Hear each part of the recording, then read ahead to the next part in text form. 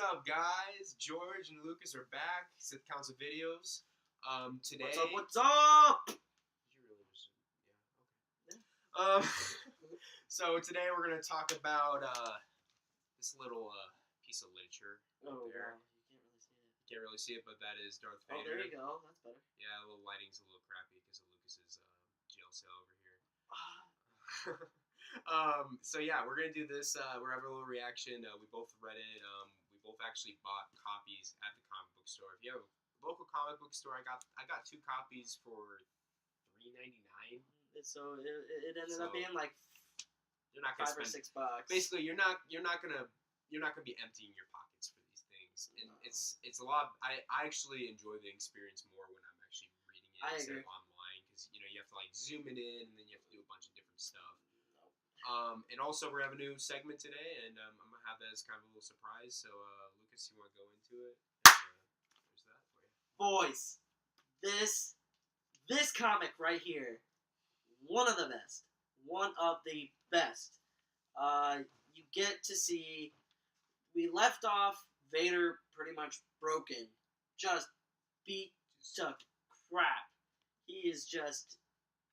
Which you don't normally see Vader no, like that. He's ever. vulnerable. He's very, very, very vulnerable. Point, yeah. So we're really seeing how like Anakin's still very much like He's there, but in the first couple pages, he's fallen from the top where Jedi Master Kyriak Infilia, he pretty much kicked the crap out of Vader, sent him down the hill, and now, I mean, he's sitting here, he's laying there, all broken, and it's pretty much him being a badass, getting himself back together. He pretty much uses the Force in his anger. He channels his anger, and he gets himself back into fighting shape somehow, some way. He actually uses the droid that falls with him. He uses the parts to repair himself, which is really, really interesting, and you can very smart. And it comes with, he still has that knowledge of Anakin being able to repair things very well, and he's doing that with the Force, which is just unheard of. Yeah. Then we get to like the next part. We kind of get to this. He has these two. He has this lady, and I believe it's her daughter. Or it might be like some relative of her.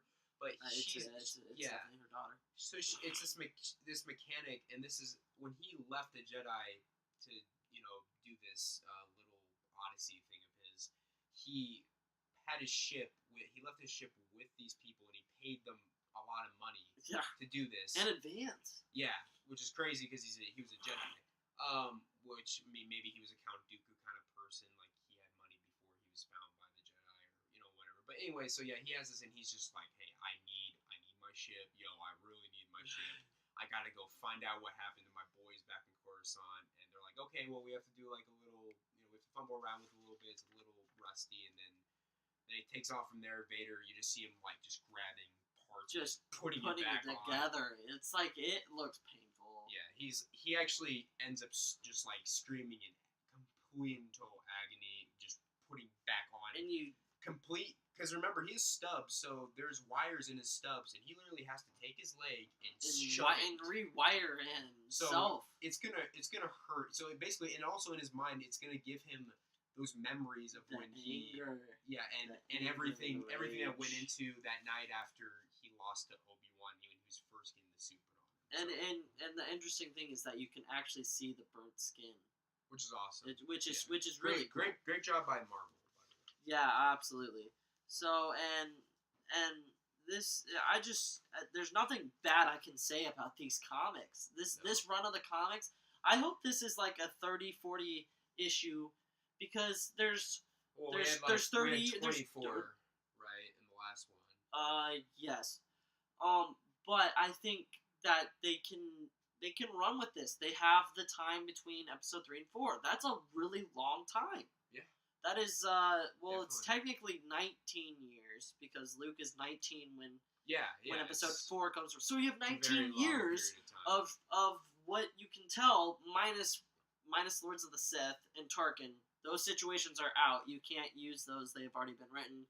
But I mean, the young Vader, you didn't see much except for, and he wasn't even young Vader in Rogue One. It almost kind of gives me a Kylo Ren-esque almost kind of thing, like going into it being like, oh, I'm like I'm the boss, I'm everything, and then like just like completely and totally failing. But anyways, as we move on these pages right now, he eventually makes it back. He puts himself back together, makes it all the way back up.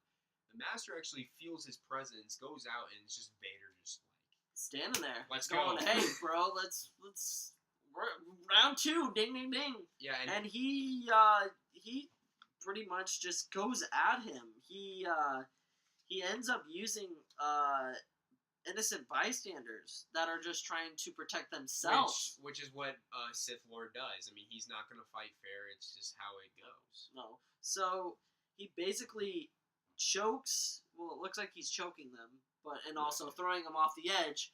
And the Jedi Master is saying, "No, don't." And he pretty much kills them. I think. No, wait. I'm wrong. I think they survive.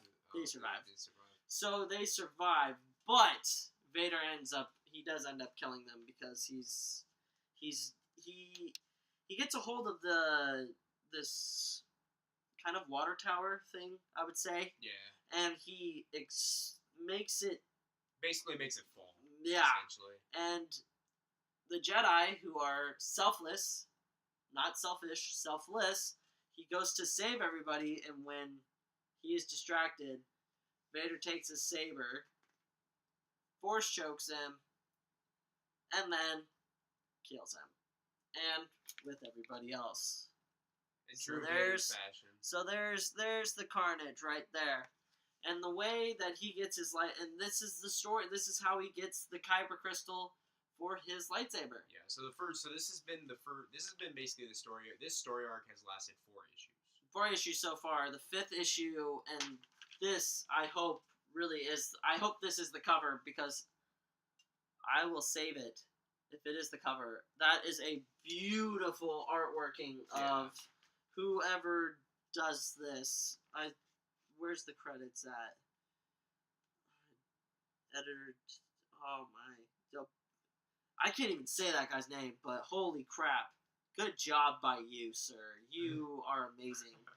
But so far, so good with this comic. The next one comes out September 5th, and you best believe you will be hearing from us on Sith Council Videos, Vader's Fist, talking about nothing but this guy. Alright, George. Alright, definitely. Okay, so we're going to do a little new thing here. If you guys don't know, I'm a huge Legends guy. So the way I fell off of Star Wars being interested in it for about, like, after Episode 3 came out and then nothing was coming out, I didn't really watch Clone Wars that much. I mean, I watched it a little bit growing up, but not too much. I really got back into it, like, 2014, but I didn't get into the canon stuff. I started looking up, like, Star Wars video games, and I found the Knights of the Old Republic, and I found Star Wars The Old Republic, and this is, if you don't know what that is, this is a time period of almost, isn't it? It's almost like 3,000 years before the Battle of Yavin and the Clone Wars, around that, in your canon present time. Yep. And there's a lot of big characters that go into that. So basically, we're in a little segment is where I'm gonna give 2 different things, 2 different characters or 2 different events or something. I'm gonna give like what they were about, if it's character or like what happened, and Lucas is gonna kind of give his thoughts on it and whether or not it should be canon. And then the other one just gonna be I'm gonna try to find the most outlandish, like some like Chewbacca getting killed by a freaking moon. Oh, let me tell you, some like don't laugh. I know some of you guys are laughing right now. That is actually in a comic book from 1985. I thought it was a book or something. It was something. During the Yu Song War, yeah. which I believe should be canon. That's because that right. That is great. And so we're gonna go to the first one. This is not an outlandish one. This is actually a guy who most resembles Vader about 3,000 years before he's born.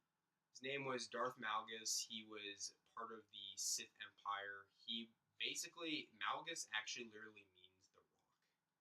This dude stood 6'6", was 250 pounds of pure muscle, like very comparable to Vader. To the Rock. But he was actually 6'6" with no kind of robotics except for a respirator that he had to use because he actually had a whole fucking mountain go on top of him and lived. He was also very skilled in he had Sith lightning, he had all Force choke, had very good dual skills. He actually tried to take over the Sith Empire. And what made me fall in love with him is just he was so ruthless, but he also had a soft side. He had a wife too. So sometimes I think it's kind of interesting. What if he was canon? Like it'd be kind of cool. It'd be like, oh, Vader could kind of like study him and be like, see what he did because they're so similar in certain ways. So I don't know, Lucas, what do you think? Maybe A little bit, like got him a little thinking. Maybe. But Vader's Vader. Right, of course. And there's nothing more amazing than Vader. And I mean, don't get me wrong, that Malgus guy sounds fucking badass. Yeah, exactly. But like I said, it's Vader. And yeah, which I mean, it's interesting. It's interesting to look at. Okay, so that one was actually. I'm actually kind of surprised. I could say, but I could if it became canon, I would have nothing bad to say about it. Okay, so now we're gonna get into the really funny stuff. Okay, so if you guys don't know about the Old Republic game, like I said, it's about 3,000 years before that. So there is so the Great Hyperspace War happens about 1,000 years before the Old Republic game. So now we're going back 4,000 years. So this is a very, very long time ago. There was how the Sith worked. They were a species. They were a red-skinned species. They had this really weird goatee thing that was permanently on their face. It's really weird, but it's like skin. It looks like hair, but it's skin. Look it up, what they look like. They're really weird. And how the Sith actually became is the purebreds mated with humans who were dark Jedi who got kicked out of the original Jedi Order, and they visited the Sith homeworld.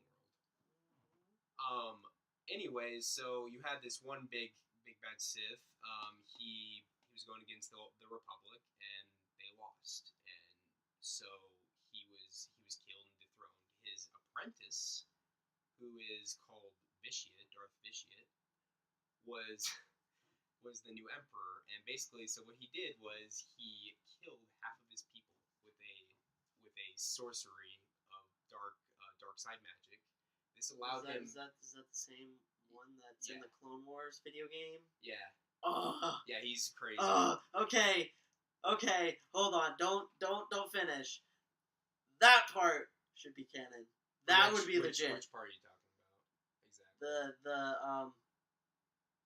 Are you talking about the machine that he used to kill everybody?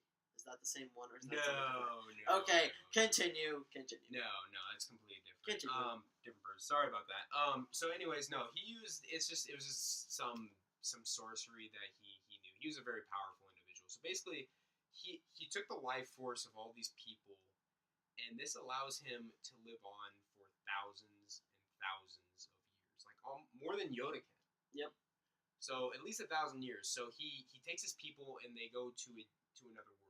They book it. So for almost basically 1,000 years, the Sith are gone. It's kind of, and which is kind of similar to what we have during episode 1. The Sith have been gone for a long time. And they come out of nowhere, and basically this guy has been ruling for like 800 years, like a ridiculous amount of time. Very powerful, can like warp people's minds with like a snap, like a ridiculous amount of power for one individual. Now there's obviously there's a comparison. You have Emperor Palpatine, Emperor Vitiate. Emperor Vitiate would win without a doubt. Like this dude is ridiculous. So that's kind of more of a ridiculous side. So you can kind of see how Legends can go from, as a Legends guy myself, I can even say, sometimes like when I was watching walkthroughs of this game, like I enjoyed it. I was like, there's like, he's crazy. But like in the end, I was like, okay, he's way too powerful. Like this is almost almost getting Yeah, that ridiculous. you can't have Like can't, he I don't think a character like that in canon would right be realistic right because you think Vader and the Emperor are the most powerful, and that's about hitting the ceiling. yeah. And another thing that's crazy is he actually ends up getting beat. But what he actually does is he transfers his soul to another body. And that's what originally Palpatine was going to do Right. in the old Legends. Right. So no, comic was that a comic or was that? Yeah, okay, yeah, it was a comic. But like, anyways, so like you have this little thing where then he transfers his soul to another body. He becomes the internal emperor, starts his own empire somewhere else, has sex with a human, has two sons, two twin sons. One kills one, and then they start taking over the world. Then the Sith and the Jedi have to combine together to stop him. And that's where we get far-fetched, and let me just say, Jedi and Sith working together, highly unlikely. Not gonna happen. One thing I really did like about the Old Republic was the fact that we had a Sith Council. Because there was a Sith Council. The Emperor had 8 lords. Because the way you think about it, the rule too, you have the Master and the Apprentice. But the way it was is you had the Emperor. Then you had all his lords of the Sith, which were his council members. Then you just had regular lords, and then you had apprentices, and so on and so forth. But it's kind of, there's certain things that are interesting. I agree. And we'll get more into that as we go on. You know what? Thinking about this whole Snoke thing. By the way, you guys should, if you are on iTunes and you like podcasts, check out the Fresh Poodoo podcast. Just got done with it today. Yes, episode 2 is going to be up online. iTunes probably in the next few days. Check it out, download it, because we talk Star Wars with our friends from Fresh Poodoo. We were talking about theories on Snoke. What just popped in my head, which, I mean, is still far-fetched, but what if Snoke was not your Emperor guy? Right. But what if sort of the same thing happened? Because he's in wild space. Yeah. And nobody has been to wild space, has ever come back from wild space, except for one person. Yeah. Thrawn. Thrawn is the only person in canon that I know of. Oh, except for... Sorry, never mind. First Order people went there, too, after the Battle of Jakku. Right. So, they've done it. But Thrawn was the original guy that had come from wild space. So, and I also think another thing that should be coming from Legends that should make it in the sequel trilogy is the Yuuzhan Vong War. Yeah, big war. That should have been in... Also could fit into possibly Luke having a spouse, because as we all know, if you've read that, he has Mara Jade, who was an Emperor's hand, who eventually turned to the light side. And that's one thing. There's a couple things in Legends that I would agree with, and Mara Jade is one of them. Yeah. Because Luke, my personal feeling on Luke Skywalker is I don't want to make the same mistakes as my predecessors. So let's change the game. You can love, you can do whatever, just don't use the dark side. Or, actually, take that back. I don't know. Now I'm kind of conflicted now, just saying it. Well, so the way this new order, I think, should work is there are certain individuals who even were on the Jedi Council who could use the dark side in Legend and Canon. Oh, Plo Koon could too. Did you know that? Yes. Plo Koon and Mace Windu, if you guys did not know this, use the dark side. And originally in Legend, not Legend, the expanded universe before Disney took over, they gave a lightsaber. George Lucas gave lightsaber descriptions on what green was like you were more force sensitive. Blue, of course, for Anakin was because he was good as a duelist. And yellow was something, and purple meant they used both sides of the force. Mace Windu used both sides of the force. The reason I don't know why I can't remember why Plo Koon didn't use it, but in Legends, Plo Koon could use a Sith lightning that was yellow, that was a light side light. It was originally forbidden by the Council. So maybe you could have something in this new kind of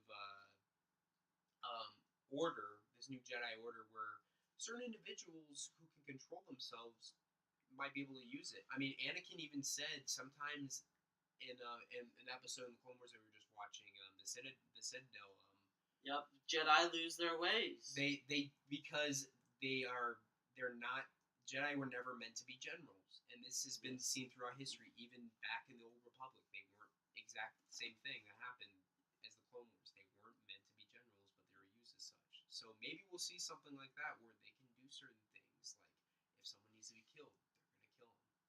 Yep.